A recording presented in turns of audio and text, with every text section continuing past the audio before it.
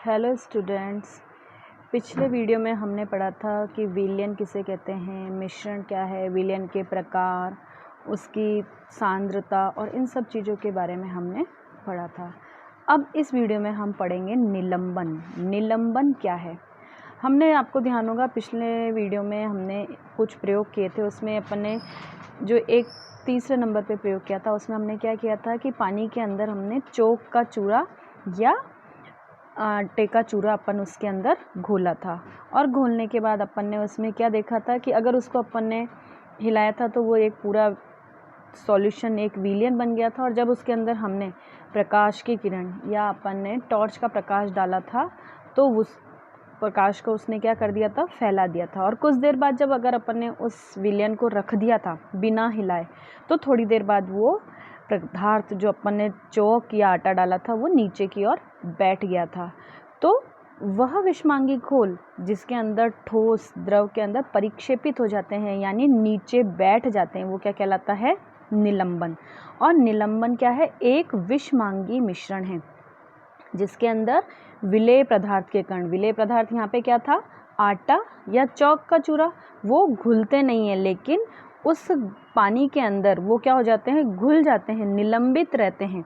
मतलब घुले हुए तो होते हैं, आपको अलग से पूर्ण रूप से वो दिखाई नहीं देंगे। ये निलंबित कण हम आँखों से देख सकते हैं। ऐसा नहीं होता कि अगर जब ये पानी के अंदर घुले हुए हैं तो हम इनको नहीं देख सकें। ये उसमें घुलते नहीं हैं, लेकिन निलंबित रहते हैं और इन्हें हम आसानी से आँखों से देख सकते हैं। तो जो निलंबन है उसके क्या विशिष्ट गुणधर्म होते हैं? तो इसके विशिष्ट गुणधर्म क्या हुए कि यह एक विषमांगी मिश्रण है, क्योंकि जल अलग पदार्थ है और जो विलेय आपने डाला वो भी क्या है? अलग। तो दोनों अलग अलग पदार्थों के मिश्रण क्या कहलाएंगे? विषमांगी मिश्रण, जिनके कणों को हम आसानी से देख सकते हैं, सामान्य आंखों से इनको देखा जा सकता है।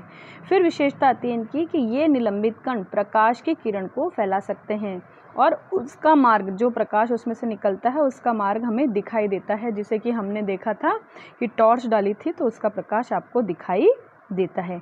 जब इसे हम शांत छोड़ देते हैं तो ये कण नीचे बैठ जाते हैं। अपन देखा था कि वो नीचे बैठ गया था और ऊपर का पूरा पानी बिल्कुल साफ हो गया था।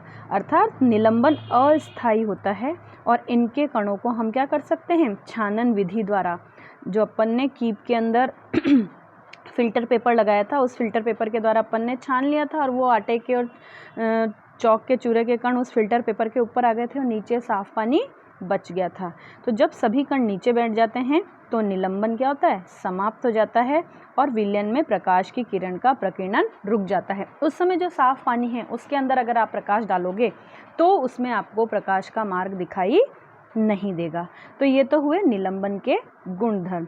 इसके बाद आता है कोलाइड। कोलाइड विलयन आपने देखा था कि हमने जो परख नली के अंदर दूध की या शाई की बूंद घोली थी तो उसका कलर भी क्या हो गया था? अगर नीले रंग की जो शाई डाली थी तो उससे पूरा पानी का रंग नीला हो गया था।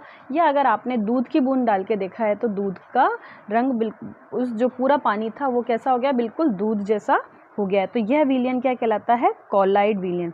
क्योंकि इसमें जो भी आपने दूध या शाई डाला उसके कण विलयन में समान रूप से फैल जाते हैं और पूरे विलयन का रंग एक जैसा दिखाई देता है। लेकिन अगर अपन इसमें देखना चाहें कि जो आपने शाई की बूंद या दूध की ड्रॉप्स डाली थी वो आपको, उनके जो कण हैं उन्हें आप सामान्य आँखों से नहीं देख पाते, क्योंकि निलंबन की अपेक्षा इनके कणों का आकार और छोटा होता है।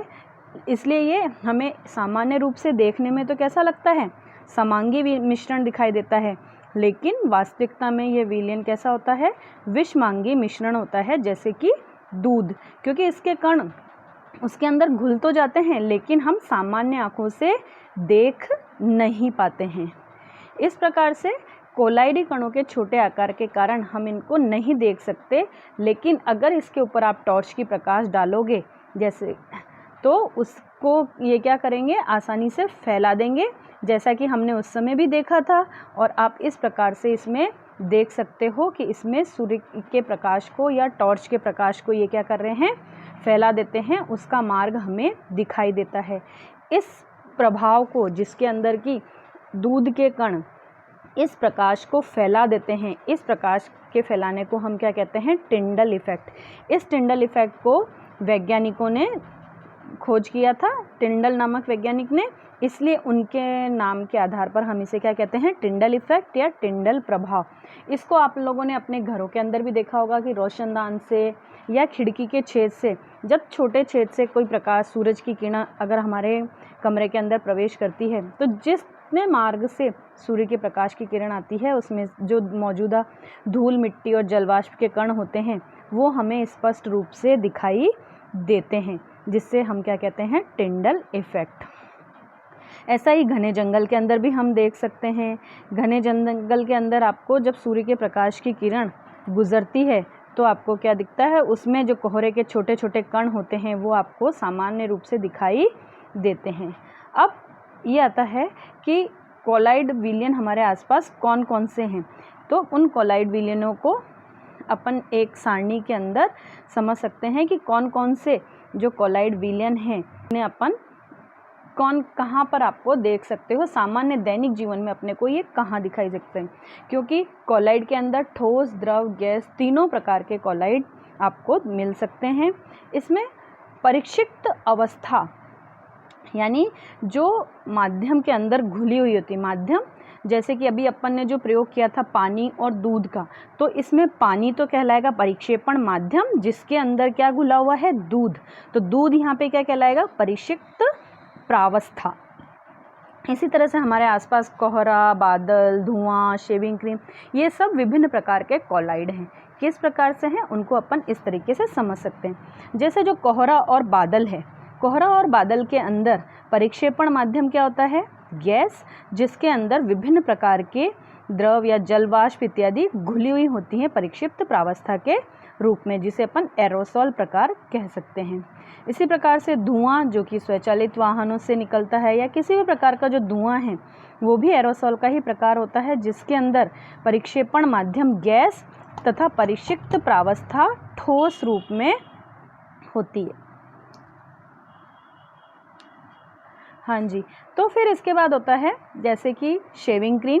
शेविंग क्रीम फोम रूप में, शेविंग क्रीम तो आपको पता ही, आपने देखा होगा कि फोम या झाग के रूप में होती है, जिसके अंदर द्रव प्रावस्था क्या कहलाती है? परिक्षेपण माध्यम के रूप में होती है, और परिक्षिप्त प्रावस्था के रूप में गैस फॉर्म के अंदर होते हैं। दूध या फेस क्रीम जो हम यूज़ करते हैं वो इमल्शन के फॉर्म में होती है, जिसके अंदर परिक्षेपण माध्यम द्रव के रूप में होता है और परिक्षिप्त प्रावस्था भी द्रव रूप के अंदर ही होती है। इसी तरह से कीचड़ की बात करें, जो सामान्य रूप से अभी बारिश का सीज़न है तो आपको कीचड़ दिखाई देगा। तो कीचड़ क्या है? सोल माध्यम है, जिसके अंदर द्रव परिक्षेपण माध्यम में और उसके अंदर विभिन्न अशुद्धियाँ ठोस प्रावस्थाओं के रूप में उपस्थित होती है। इसी प्रकार से जो रबड़, स्पंज हम यूज़ करते हैं वो फोम के प्रकार में होती है, जिसके अंदर परिक्षेपण माध्यम ठोस अवस्था के रूप में होता है और जो परिक्षिप्त प्रावस्था होती है वो गैसीय पदार्थ के रूप में होती है, जिसके कारण रबड़ और स्पंज हमें सॉफ्ट और स्पंजी महसूस होते हैं। जो पनीर और जेली या मक्खन हम यूज़ करते हैं वो जेल प्रकार के होते हैं, जिसके अंदर परिक्षेपण माध्यम ठोसी अवस्था में और परिक्षिप्त प्रावस्था द्रव फॉर्म के अंदर होती है। इसी प्रकार से अगर अपन ठोस के अंदर ठोस के ही विलयन की बात करें तो रंगीन पत्थर, जो रत्न पत्थर अपन यूज़ करते हैं, पन्ना, हीरा इत्यादि, तो ये सब क्या हैं? वो ठोस सोल के प्रकार के हैं, जिसके अंदर ठोस परिक्षेपण माध्यम के अंदर ठोस परिक्षिप्त प्रावस्था उपस्थित होती है। तो इस प्रकार से अपन विभिन्न प्रकार के कोलाइड देख सकते हैं।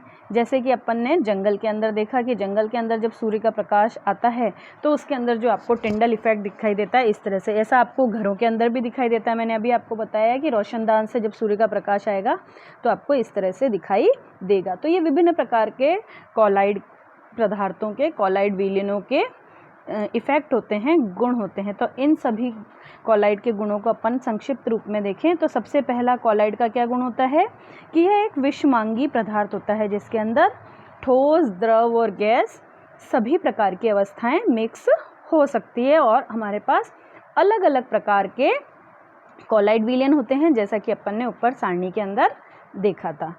फिर कॉलॉइड के कणों का आकार इतना छोटा होता है कि हम इन्हें अलग से सामान्य आँखों से नहीं देख सकते। फिर ये इतने बड़े होते हैं, छोटे तो होते हैं कि इन्हें आँखों से नहीं देख सकते, लेकिन इनका आकार इतना बड़ा होता है कि ये प्रकाश की किरण को फैलाते हैं और उनके मार्ग को दृश्य बनाते हैं, देख सकते हैं हम उसको, जिसे हम क्या कहते हैं, टिंडल प्रभाव। फिर नेक्स्ट आता है इसमें कि जब हम इनको छोड़ देते हैं, शांत छोड़ देते हैं, तो ये कण तल पर नहीं बैठते हैं। आपकी बुक में तल पर बैठते लिखा है, इसमें यहाँ पे थोड़ा सा करेक्शन कर लेना।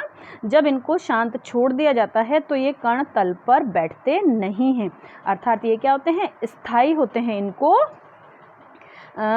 ये नष्ट नहीं होते हैं। अब आता है छानन विधि द्वारा क्या इनको पृथक किया जा सकता है? नहीं, इनको हम छानकर अलग नहीं कर सकते, क्योंकि आप अगर इनको दूध को छलनी से छानोगे तो क्या दूध के कण अलग हो जाते हैं? नहीं, इनको हम दूध के से अलग नहीं कर सकते। इनको अपकेंद्रीकरण विधि द्वारा हम इनको क्या कर सकते हैं, अलग कर सकते हैं। अब आता है इसके बाद मिश्रणों के घटकों का पृथक्करण, यानी जो अपन ने अलग अलग प्रकार के मिश्रण पढ़े, विलयन, कॉलॉइड, निलंबन, तो इन मिश्रणों को हम किस प्रकार से अलग कर सकते हैं, आपस में अलग अलग कर सकते हैं। विषमांगी मिश्रण को हम साधारण भौतिक क्रियाओं के द्वारा अलग अलग कर सकते हैं, जैसे कि हाथ से बीनकर, चलनी से छानकर। ऐसे सामान्य बहुत सी प्रक्रियाएं हैं जिनके द्वारा हम विषमांगी मिश्रण को आसानी से अलग कर सकते हैं, लेकिन कई बार बहुत सी ऐसी विधियां हो जाती है जिसके कारण हम इनको अलग नहीं कर सकते। अब जैसे दूध के कणों को जल से आपको अलग करना है तो आप किस प्रकार से करेंगे, ऐसी बहुत, तो हम उन सभी चीज़ों को समझने के लिए अलग अलग विधियों का प्रयोग करते हैं, जिसमें सबसे पहले आती है रंग वाले घटक, यानी जो डाई होती है, उस डाई को नीले या काले रंग की स्याही से किस प्रकार से पृथक करेंगे। इसको पृथक करने के लिए हम एक प्रयोग करते हैं। उसके लिए हम क्या करेंगे, आधा बीकर जल लेंगे, उस जल के मुख के ऊपर हम एक वाच ग्लास कांच की प्लेट रखेंगे, जिसके ऊपर कुछ बूंद हम क्या कर देंगे, स्याही की बूंदें डाल देंगे। अब बीकर को धीरे धीरे हम क्या करेंगे, गर्म करना शुरू कर देंगे, और फिर हम देखेंगे कि जो वाच ग्लास है उसके ऊपर से क्या होना शुरू हो जाएगा, वाष्पीकरण होना शुरू हो जाएगा। आप देखोगे कि उसमें से भाप, पानी भाप के रूप में बाहर निकलना शुरू हो जाता है। धीरे धीरे उसमें से पूरा पानी भाप बन के उड़ जाएगा और नीचे स्याही अवशेष के रूप में बच जाएगी। तो इससे क्या हुआ, पानी तो वाष्प बन के चला गया और जो रंग था वो हमको किस पे मिल गया, वॉच ग्लास के ऊपर हमको वापस मिल गया। इससे क्या पता चला हमें कि स्याही जल में रंग का एक मिश्रण है, और इस तरह से हम विलायक में से विलेय को पदार्थ के वाष्पीकरण विधि के द्वारा हम क्या कर सकते हैं, अलग कर सकते हैं। अब इसके बाद अपन आता है, जैसे दूध आया था अभी अपन ने, कि दूध से क्रीम को पृथक किस प्रकार से कर सकते हैं। दूध को हम छान के तो कर नहीं सकते, आपने बाज़ार में भी देखा होगा कि अलग अलग प्रकार के, विभिन्न प्रकार के दूध की थैलियाँ मिलती है। कोई फुल क्रीम दूध है, टोंड है, डबल टोंड है, या टेट्रा पैक में, पॉली पैक में आपको अलग अलग प्रकार का दूध मिलता है, जिसके अंदर अलग अलग प्रकार की क्या होती है, वसा, फैट उनके अंदर मिलती है। अब इसमें जो फैट है, उस फैट को हम किस प्रकार से निकाल सकते हैं। तो आपने देखा होगा घरों के अंदर, इस चीज़ को हम सिंपल से घर के अंदर भी समझ सकते हैं, कि जैसे आपने मम्मी को देखा होगा कि दूध में से मलाई ऊपर से निकाल लेती है, गरम किया फिर ठंडी हो गई तो उसमें से मलाई को निकाल लिया, या दही में से मक्खन, क्रीम निकालती है, तो कैसा निकालती है, आपने देखा होगा कि वो घर के अंदर जो मथनी या मिक्सी होती है उसमें क्या करते हैं, दही को बिलोते हैं, गोल गोल उसको तेज़ी से घुमाया जाता है, जिससे कि मक्खन या क्रीम ऊपर निकल के आ जाती है और नीचे बैठ जाती है। अर्थात जो हल्की चीज़ होती है वो ऊपर आ जाती है और भारी कण नीचे बैठ जाते हैं। इस विधि को हम क्या कहते हैं, अपकेंद्रण विधि, जिससे कि विलयन में से भारी चीज़ें और हल्की चीज़ों को अलग किया जा सकता है। अब प्रश्न उठता है कि इनका प्रयोग हम कहाँ करते हैं, अपकेंद्रण विधि का प्रयोग कहाँ कहाँ पर आता है। तो अपकेंद्रण विधि का प्रयोग हम प्रयोगशालाओं के अंदर रक्त और मूत्र की जांच करने के अंदर कर सकते हैं। डेयरी तथा घर के अंदर हम क्रीम और मक्खन निकालने में करते हैं। और कपड़े धोने की मशीन में भीगे हुए कपड़ों से जल निचोड़ने में करते हैं। इस तरह से हम इन अपकेंद्रण विधि का प्रयोग और भी बहुत सी चीज़ों में कर सकते हैं। अब इसके अलावा नेक्स्ट वीडियो में हम पढ़ेंगे कि किस प्रकार से अघुलनशील द्रवों के मिश्रण को हम पृथक कर सकते हैं। Thank you.